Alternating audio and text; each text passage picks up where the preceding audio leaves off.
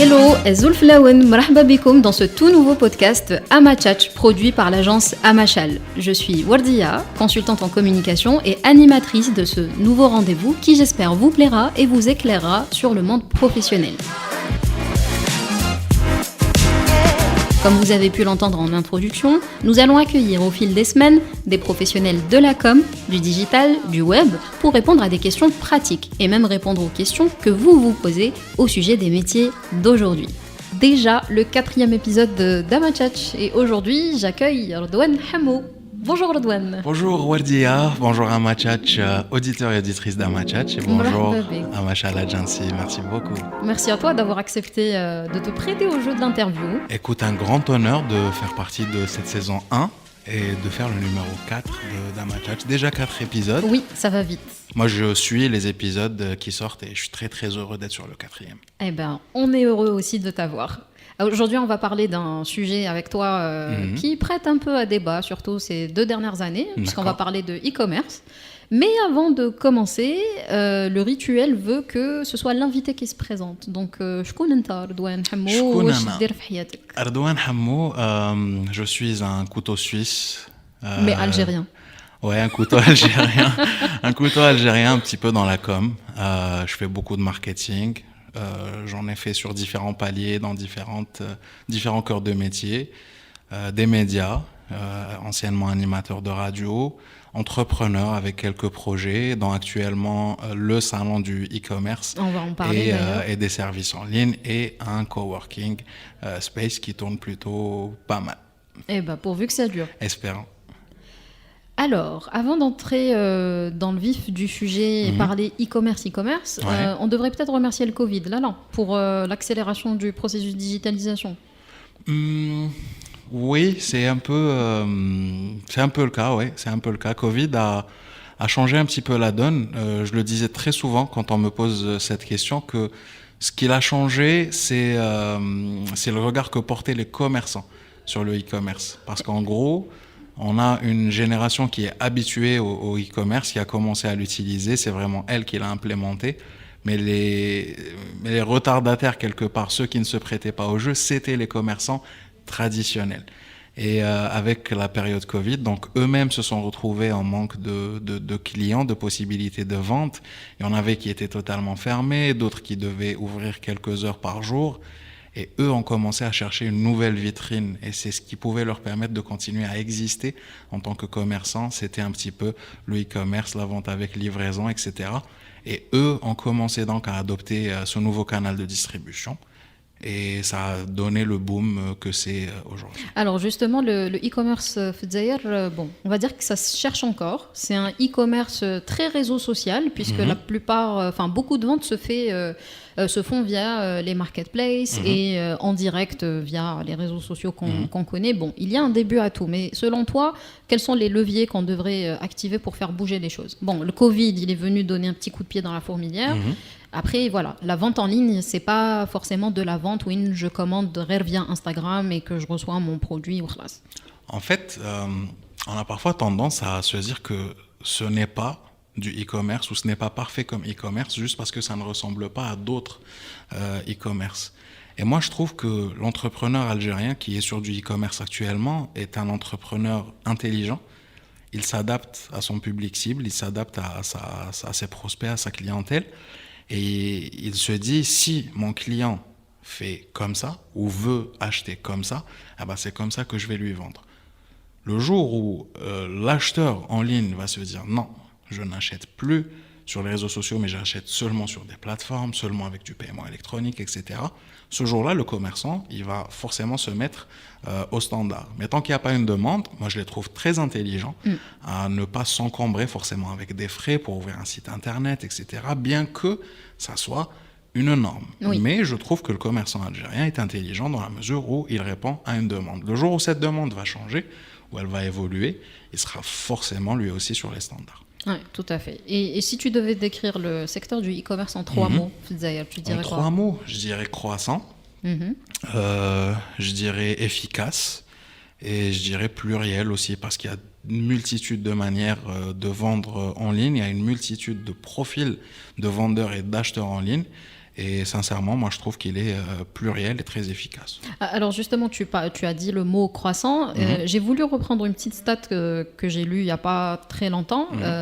C'est les chiffres de la France qui ont été fournis par la Fédération du e-commerce et de la vente à distance, où on te donne des chiffres. On est passé de 57 milliards en 2014 à 112 milliards d'euros en 2021, soit une croissance fulgurante de 96% et des poussières en 7 ans. Est-ce que tu penses qu'en Algérie, on peut espérer une telle avancée, et surtout, est-ce qu'on peut arriver justement à disons, structurer ce secteur?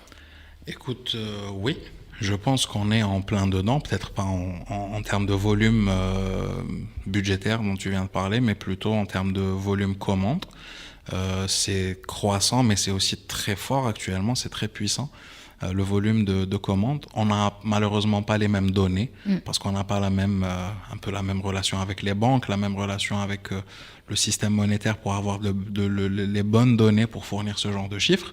Mais on peut avoir des données plutôt sympas auprès des entreprises de livraison qui, eux, nous parlent de certains chiffres qui sont vraiment énormes en termes de volume de livraison. Donc, il y a beaucoup et énormément de commandes qui se font, que ce soit sur du produit, mais aussi du service en ligne, parce que l'e-commerce, c'est aussi des services, pas que des produits.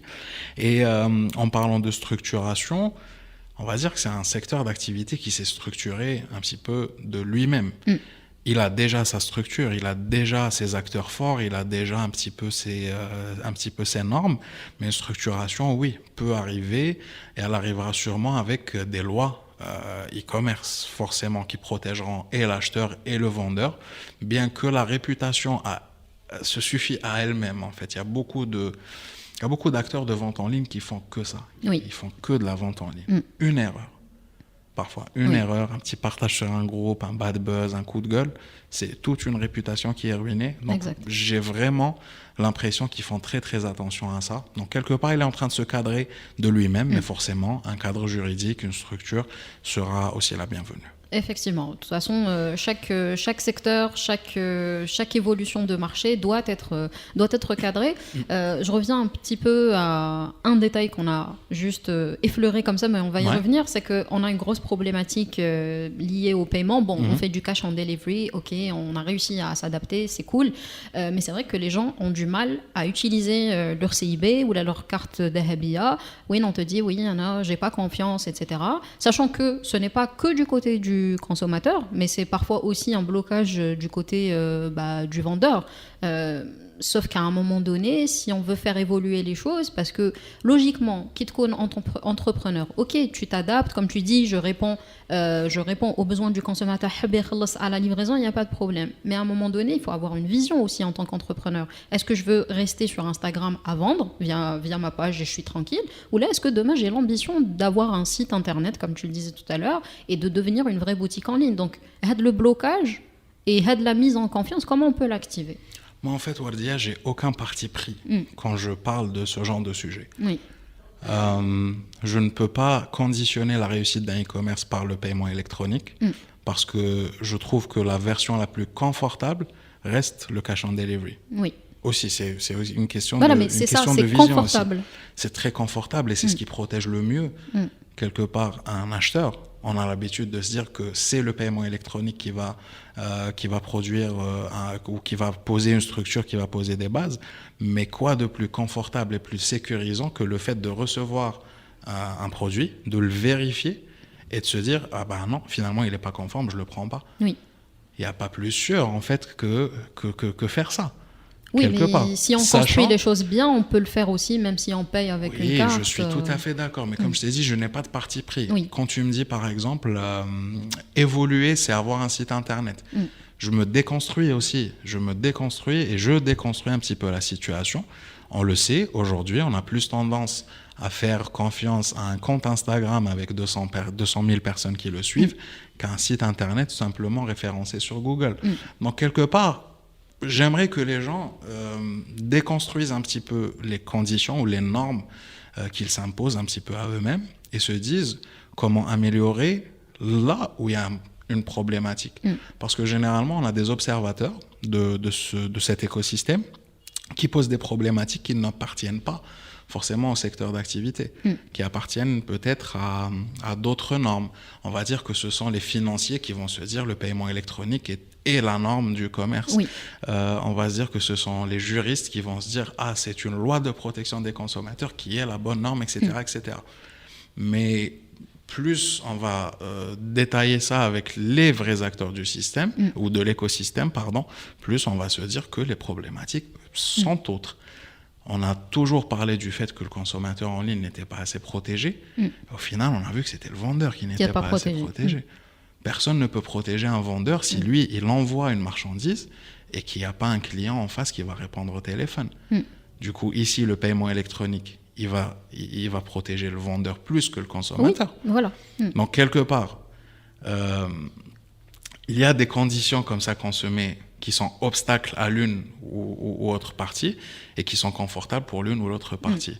Moi, je pars du principe qu'il y a une sélection naturelle de toute façon qui va se faire. Absolument. Et je suis d'accord avec toi. C'est-à-dire qu'aujourd'hui, je préfère qu'il y ait des vendeurs exclusivement sur Instagram ou sur Facebook et qu'on puisse parler de commerce en ligne en Algérie, qu'il n'y ait pas de pas du tout. Parce que, comme je le disais, il faut un début à tout. Mais sans se rendre compte, au final, tu parlais de protection du vendeur qui est essentiel. On nourrit quelque part cet informel, ce secteur informel pour lequel on lutte au final au quotidien. Donc c'est pour ça que je te parlais de mise en confiance et beaucoup de sensibilisation. Toi, tout à l'heure, tu parlais de normes. Et c'est vrai que culturellement parlant, le cas de l'Algérie est particulier. Je ne vais pas aller me comparer à la France, à la Tunisie ou au Maroc parce que nos habitudes sont différentes. Mais aujourd'hui, force est de constater quand même que si on veut structurer les choses, ça passe aussi par le formel et le légal. Ça, on en a déjà parlé. Mais aujourd'hui, la sélection naturelle, comme tu dis, Kane le vrai entrepreneur, Kane le mec qui va juste racheter des produits et les revendre parce qu'il a du temps à perdre. Mais qu'est-ce qu'on peut dire aujourd'hui aux vendeurs pour justement les sensibiliser à améliorer leur business et leur faire du bien à eux au final? Comme je te l'ai dit, je suis de ceux qui ne sont ni donneurs de leçons, oui, bon, c'est pas le but, ni parti prise. Tu vois, un entrepreneur qui sait où il veut aller, il saura ce qu'il doit faire. Un entrepreneur qui veut être commerçant et en ligne, il saura qu'il a besoin des bons outils, il saura qu'il a besoin d'une équipe, etc. Et on le voit, il y a vraiment des gens qui sont dans une expansion folle. C'est le vrai hub e-commerce qu'on voit aussi à l'étranger. Donc, c'est des hangars, c'est du matériel qui est stocké, tout est en règle avec des registres de commerce, etc. Et on ne peut pas enlever le droit à certaines personnes de faire ça aussi temporairement. Oui, clairement. Ils font partie du marché. C'est ça. L'Algérien est commerçant. Oui. On a beaucoup de commerçants en Algérie. Il ne faut pas oublier que l'e-commerce n'est pas quelque chose de nouveau. C'est juste du commerce qui est passé sur un nouveau canal. Exactement. Un nouveau canal soit de promotion, soit un nouveau canal de distribution. Donc, est-ce que la norme à atteindre est celle qui existe ailleurs? Je ne sais pas, c'est vraiment à eux de nous le dire. Est-ce qu'il faudra créer une norme à nous? Je pense que ça serait beaucoup plus pertinent. Se fixer des objectifs tous ensemble, ça serait beaucoup plus pertinent. Mais moi, je trouve que déjà, la première bonne étape, c'est déjà de se mettre en registre de commerce, d'avoir son registre de commerce. Oui. On a une très, très grande facilité sur le e-commerce que personne n'a dans le commerce traditionnel. C'est qu'il y a un registre de commerce, qui est le registre donc e-commerce, qui nous permet de vendre absolument tout ce qu'on veut, mis à part les produits réglementés. Mais tout produit qui est en commercialisation libre, sans agrément, sans autorisation, etc., peut être vendu avec un seul registre de commerce. Pour un entrepreneur, c'est une aubaine magnifique, dans la mesure où si demain je me dis, bon, ce produit-là, il ne m'arrange pas, je vais me mettre sur autre chose, je me mets sur autre chose. Je peux avoir une vingtaine de vitrines différentes. Je peux avoir mon site sur de la literie, un site sur des jouets, un site sur de l'habillement, etc., avec un seul registre de commerce. Donc, quelque part, c'est fort. Donc, un vrai entrepreneur, il va se rendre compte qu'il y a une opportunité. Et il va devoir la saisir. Exactement, il va devoir la saisir, comme tu l'as dit. Mais une personne qui fait ça temporairement, c'est vrai que ça va biaiser un petit peu les chiffres. On va se dire, il y a énormément de vendeurs en ligne. C'est pas tout le monde qui va survivre, mais c'est aussi le cas des entreprises traditionnelles et des commerces traditionnels. Exactement. Il faut avoir le souffle lent, il faut avoir un petit peu la patte pour le faire. Et la chose qui me rassure le plus, en fait, c'est que on a des commerçants traditionnels qui s'y mettent. Soit eux, soit une génération un peu dans la famille, le petit cousin, le petit frère, etc., qui viennent aider un petit peu à la digitalisation d'un business familial. Et ça, j'adore. Pourquoi? Parce qu'on n'est pas sur les mêmes standards. Du tout. Pas du tout. On n'est pas sur le petit vendeur qui va acheter un carton de 30, 40 produits. Il va se dire, ouais, allons, on va faire un petit peu de business sur ça. Après, on va s'arrêter, on va retenter 6 mois plus tard. Non, ce sont de vrais commerçants qui savent où acheter, où vendre, à quel prix, ils calculent bien leurs coûts, etc. Et quand eux commencent à se mettre sur le e-commerce, quand eux commencent à avoir les bons outils, parce qu'il faut savoir que le e-commerce, c'est aussi un écosystème. Il y a des gens qui travaillent à offrir les outils aux commerçants traditionnels sans que eux ne soient forcément directement dans la digitalisation. Ça ne sera pas à eux de gérer des sites internet, des campagnes ads, etc. Donc ça réussit plutôt pas mal. Et plus eux, ils vont se mettre au commerce électronique, plus ils vont donner un nouveau standard. Et à partir de là, ça va se tasser. Exactement. C'est comme pour tout, hein, tout écosystème, c'est un ensemble de maillons et chaque maillon a un impact sur l'autre. En tout cas, j'espère que vous êtes en train de prendre note parce qu'on ne pourra pas passer 2 heures à parler de e-commerce. On a beaucoup philosophé. Là, je pense qu'on vous a donné de la matière pour... Ils peuvent nous laisser des commentaires. Voilà, pour réfléchir. Mais je pense qu'on a déjà lancé pas mal de petits picaca de réflexion. Tu parlais de l'Excel. On ne parle pas du fameux tableur. Hein. C'est Excel, mais c'est fait exprès. Oui. Vous voyez le marketing et tout, vous avez compris le truc. Donc c'est le salon du e-commerce et des services en ligne dont tu es l'organisateur. Alors tu n'es pas seul, Shamsuddin, si tu nous entends, coucou. Sifax aussi, on est 3 associés dessus. Voilà, donc j'aimerais bien que tu nous parles justement de ce salon et que tu nous dises comment est née l'idée de l'organiser. Je pense que l'idée était ambiante et pas que chez nous en fait. Il faut se dire que des salons du e-commerce, il y a eu pas mal de tentatives avant. Je te parle de ça peut-être 2014, 2013, 2016. On a commencé à entendre les premiers projets de salon, mais aucun ne s'est fait. Il n'y a aucun salon qui s'est fait. Donc tout acteur du e-commerce qui souhaitait participer à des salons, etc., il allait plutôt sur des salons généralistes de technologie. Mais là, on parlait d'autre chose. Donc on a commencé à parler du salon du e-commerce. Nous, on est aussi parti sur la dénomination du service en ligne parce qu'on a vraiment cette fâcheuse habitude à se dire que le commerce, c'est que du produit. Oui, on a tendance à oublier qu'il y a le service qui est aussi un produit, entre guillemets. Ouais. Et l'un des plus gros volumes service en ligne, c'est le delivery, par exemple, le food delivery. En Algérie, c'est énorme. Les chiffres, les sandwichs et les pizzas qui volent dans les grandes villes, c'est vraiment impressionnant. Ouais. Moi, je trouve vraiment ça impressionnant.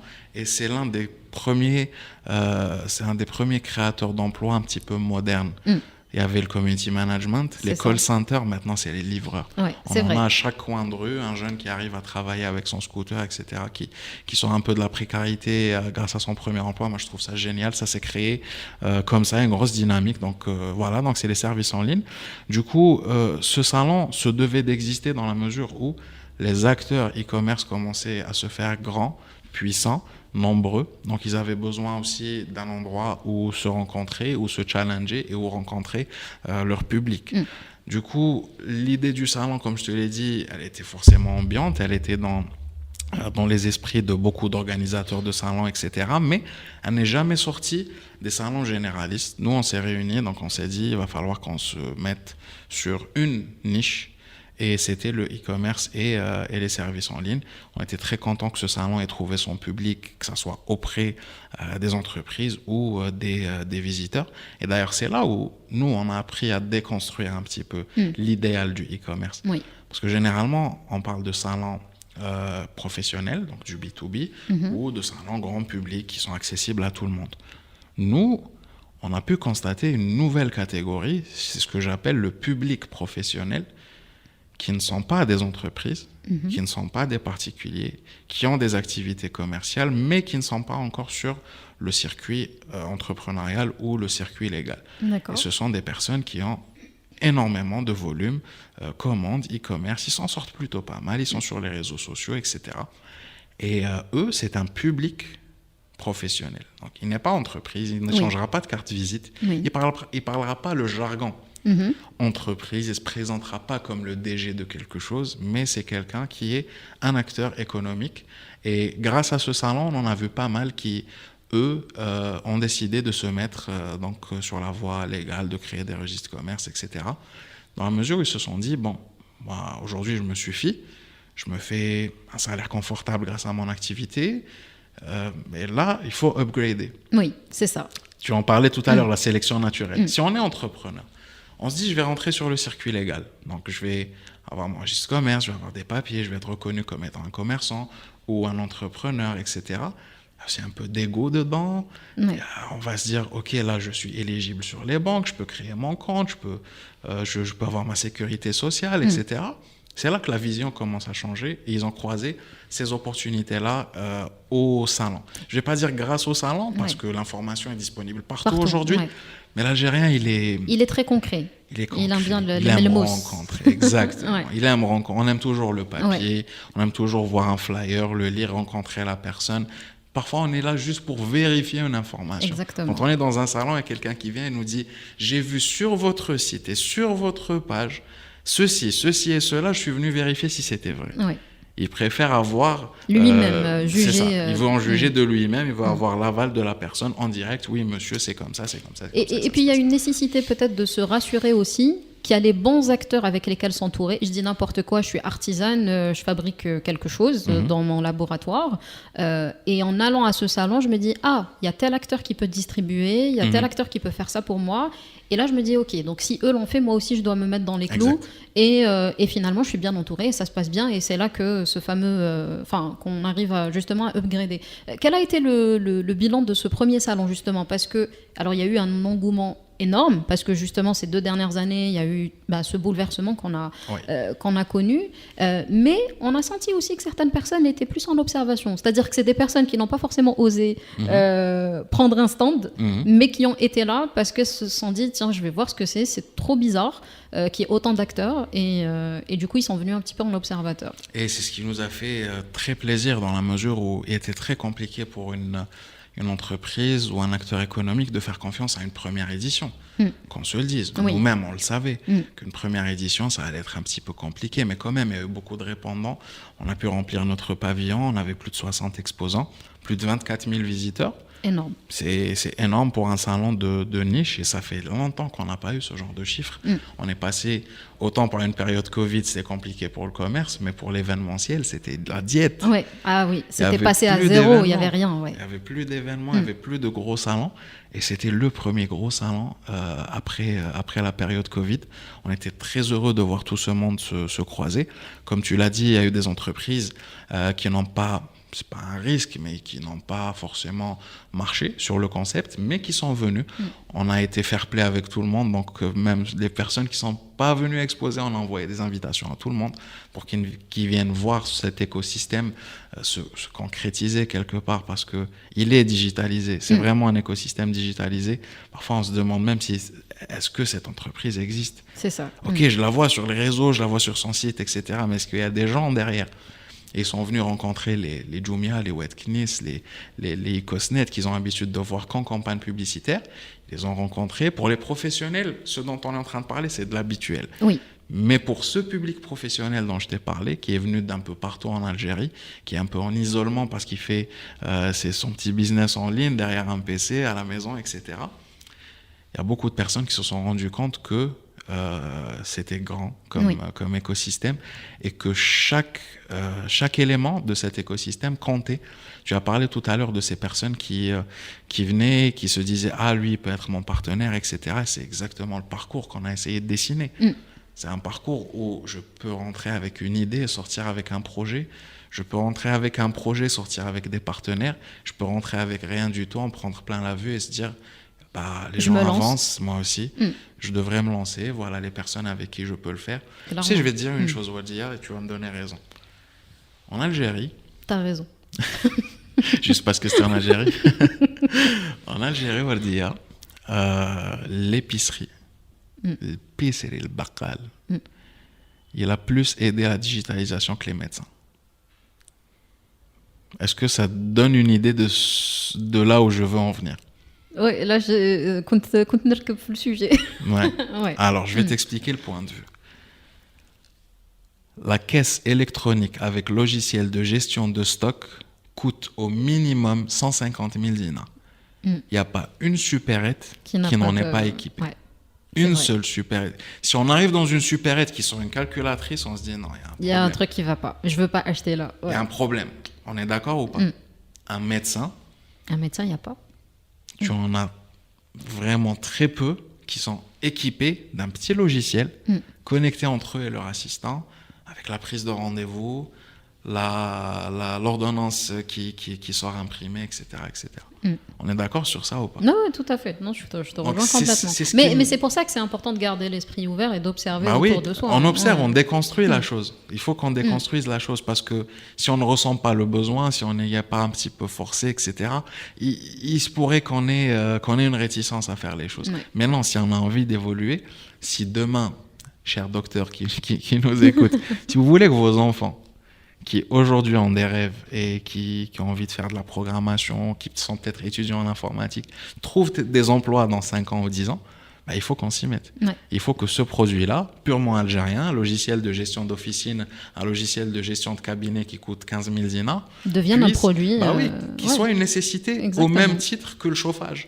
Tout à fait. J'ai besoin d'avoir ce logiciel-là pour travailler. Tout à fait. C'est aussi simple que ça. Et pourquoi l'épicerie elle a été un peu précurseur de cette digitalisation parce qu'on connaît un petit peu la valeur de l'argent, la valeur d'une gestion, la valeur de pouvoir surveiller un petit peu sa caisse. Chaque dinar compte, ouais, tout à fait. Il se pourrait que j'ai un vendeur qui est malhonnête, mais grâce à ça, je peux m'en sortir, etc. Ouais. On sait combien de fois le tiroir a été ouvert. Ouais. Ces personnes-là savent exactement où est leur besoin. Si on leur présente une solution, on est dessus. Mais il faudrait que tout le monde s'y mette un petit peu. On n'en est pas en Algérie à cette fatalité où la machine va remplacer l'humain. Donc pourquoi s'en priver pour le moment, ne serait-ce que pour se donner un petit peu le coup d'éclat, que ce soit pour le produit ou le service en ligne qui, lui, peine beaucoup plus que le produit et qu'on espère pouvoir accompagner donc grâce au salon et à nos futures éditions pour une meilleure exposition et une meilleure promotion. Tout à fait. Bon, il nous faut, je crois, un deuxième épisode. T'es dispo la semaine prochaine? Écoute, je suis pas très loin, donc c'est quand tu veux. Bon, une demi-heure, c'est vrai que ça passe très vite, mais voilà, l'objectif, c'est aussi d'ouvrir la réflexion, de donner de la matière pour réfléchir. Une petite question avant de finir sur le speed quiz que je vais te présenter dans une minute. Okay. Le e-commerce en Algérie, dans 5 ans, tu le vois comment? Petite vision, Haka. Dans 5 ans, comment je le vois? Je le vois dominant du commerce traditionnel et je le vois très démocratisé, très très très démocratisé. Mon père m'a demandé à une semaine, je lui ai dit je viens te chercher, il m'a dit non vas-y mets-moi une appli et il y a un chauffeur qui vient me chercher. Il a 70 ans, il se rendait pas compte de ce qu'il me faisait mais j'étais aux anges. Ouais. Donc ça vient. Il y a une génération, nous on est trentenaires, dans 5 ans peut-être qu'on aura atteint les 40 ans, etc. On est les vieux de demain et on va accompagner une génération beaucoup plus décomplexée par rapport à ça, une génération qui est née avec des applis entre les mains. Ouais. Et on a aussi des acteurs économiques qui s'y mettent. Moi quand je vois des marques, bon je vais en citer 3 pour ne pas... Ah, je bats l'affichage. Attends, si on prend par exemple Condor, Brandt et Stream, allez j'ai pris 3 marques algériennes, et je les retrouve sur des plateformes comme Jumia, Mazaya et Wetknis, j'en ai mis 3 à 3, et je me dis qu'il y a des gens qui sont en train de se dire non, je ne vais pas forcément ouvrir un showroom en location à 300 000 dinars dans chaque commune de ce pays pour pouvoir vendre des frigos. Je vais les livrer directement aux gens. Complètement. Et j'espère que ça va donner une grosse dynamique commerciale pour que ça puisse aussi donner une grosse dynamique RH. Parce qu'on perd aussi un petit peu d'emploi. C'est ça. Là où on est en train de digitaliser. Donc j'espère qu'il y aura aussi un équilibre. C'est pas forcément une perte, mais c'est plutôt une transformation des métiers. Exactement, c'est une transformation, exactement. Bah, merci beaucoup. Avec plaisir, on le dit. On a fait quand même le tour de beaucoup de choses, mais comme je t'ai dit, on a semé des graines et l'objectif, c'est de faire réfléchir. Le temps passe vite. On aime bien finir l'épisode sur le speed quiz. Donc, c'est des questions très légères auxquelles tu dois répondre assez rapidement. Ouais, ça te va? C'est prêt? Marche. Oui. Ok. Quel est ton réseau social préféré? Facebook. Pourquoi? Parce qu'il y a tout dessus. Mark Zuckerberg a pris tout Internet, il l'a mis au même endroit. D'accord. Quelle est ton activité favorite? J'en ai beaucoup. Ouais, non. Faire du e-commerce. Là, tu me poses une colle. Franchement, là, faire du business. Ouais. Faire du business, c'est une de mes activités favorites. Exact. Ta chanson préférée? Ma chanson préférée. J'ai Lost on You, LP. Ah actuellement, ouais, bah tiens, je vais l'écouter tout à l'heure. Elle est bien. Ouais, Ouais, j'aime bien. je l'écoute beaucoup. Oui. Yes. Il y a aussi, attends, je vais faire aussi un truc algérien. Il y a la reprise Khallouni de Amin Babylon D'accord. que j'aime beaucoup. Ok, Ouais, que bon, j'aime comme ça beaucoup. tu nous fais un petit peu des aides. Yes. Quelle est la campagne ou la pub qui t'a le plus marqué, qu'elle soit algérienne ou étrangère? Je vais parler d'une pub algérienne que j'ai adorée. C'était la pub Jay-Z 10 ans. Ah, C'était une oui. pub allégorie. Et sur cette pub-là, il y avait un petit gamin de 10 ans qui était pilote, commandant de bord, Ah. capitaine d'une équipe de foot, etc. Et on voulait montrer ce qu'on pouvait faire à 10 ans. J'avais adoré, un gros big up à l'équipe Créa Super. qui a fait ça. Ton film ou ta série coup de cœur? Série coup de cœur, je dirais... Bon, je vais pas aller sur les classiques, je vais aller sur Night Of. C'est une mini-série, c'est un thriller magnifique. Mais la Ok. préférée, c'est Game of Thrones, mais coup de cœur, c'est Night Of. Que j'ai toujours pas regardé. Sérieux? Ouais. Ah, il faudra qu'on t'oblige. Dans 10 ans. Pour le film coup de cœur, moi j'en ai un, c'est mon number one, Ouais. c'est La vie est belle. Ah, La de vie Roberto est belle. Benigni. Roberto Benigni, Ah, oui. 1997. Magnifique. C'est mon film Un préféré. chef-d'œuvre. Ouais, c'était ma première larme cinéma. Ouais, là, rien que d'y penser, Ouais, ouais. c'est mon film préféré. J'avoue, c'est une pépite ce film. Peut-on te suivre sur LinkedIn? Ouais, Ardouane Hammo, je suis disponible partout, LinkedIn, Génial. Instagram. J'ai pas Snapchat, j'ai pas TikTok. Mais j'ai Je me LinkedIn. fais vieux, forcément, je laisse la place aux gens, mais je suis observateur. Ah, il y a Ouais, bien. j'observe un petit peu de loin. D'accord. Alors, je sais que la radio te manque beaucoup. Oui, D'accord. c'est une passion, c'est même pas un travail. Donc, d'abord, je vais te remercier d'avoir pris le temps de répondre à toutes nos questions, Un d'avoir plaisir. pris du temps pour enregistrer cet épisode avec nous. Franchement, c'était Un plaisir. un plaisir. Le deuxième, Et- c'est la semaine prochaine. Oui, Inch'Allah, on va en parler en off. Et du coup, j'aimerais te faire un petit cadeau. C'est Ouais. quoi Tu veux pas faire la conclusion de l'épisode aujourd'hui? La conclusion, un peu en mode Un peu en mode radio. animateur radio, t'as liké ou partagé, ou alors t'as معنا sur les réseaux, etc. Ça, Et toi, voilà. tu me connais, tu sais que j'ai fait des radios Oui, oui. arabophones, Dirtهم francophones كاع. et darija-phones. Ah. Tu veux quelle version de moi-même Fais ce que tu veux. Fais ce que tu veux. Yallah. مستمعين اما تشات يعطيكم الصحة انتم اللي تبعتونا طيلة هذا النص ساعة من هذا البودكاست اللي حين تشوفوه على كامل الأرضيات اللي تقدروا تسمعوا فيها بودكاست صون ولا البودكاست صونا. تسيبونا على سبوتيفاي، تسيبونا على ابل بودكاست، جوجل بودكاست، تسيبونا في يوتيوب ولا لاباج تاعنا اما شال اي اما تشات. ما تنساوش تتبعوا وردية واسماعيل اللي كانت في تنشيط هذا الحصة. يعطيكم الصحة لحسن المتابعة والإسراء. Je ne pouvais pas faire mieux. À très bientôt pour un nouvel épisode d'Amachat. Merci.